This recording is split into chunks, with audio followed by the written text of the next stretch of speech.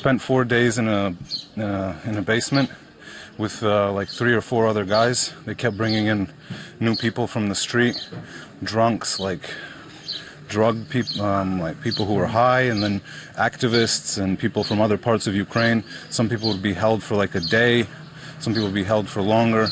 There was like a local city councilman who was being held down there. But, you know, I couldn't figure out who the hell these people were, except that they were sort of Christian radicals. How did they treat you? And did they explain anything to you why you were there? Well, they said that basically I'm a lying journalist, and that's why I was there. And they sort of beat me up as an introduction to the whole situation. Blindfolded me, tied my hands behind my back. Then eventually they untied my hands and tied them in front of my body.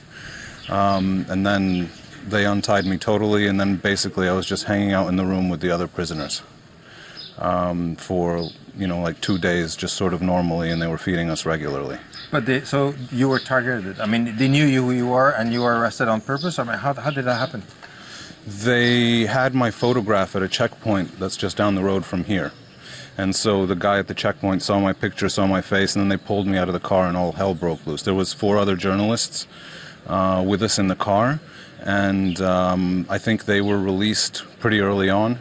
And me they took to the SBU headquarters, where the pro-Russian forces have their headquarters right now. It's the former office of the Ukrainian security services.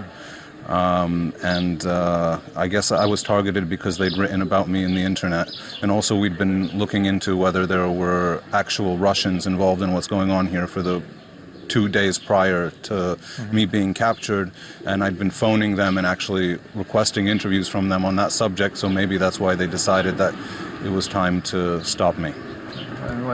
So what are you going to do now? What's your next step? I'm just going to go to Donetsk and figure things out. You probably don't want to stay here much longer. I don't want to stay in Slavyansk unless I can get an official press accreditation from the mayor. They're apparently giving those out.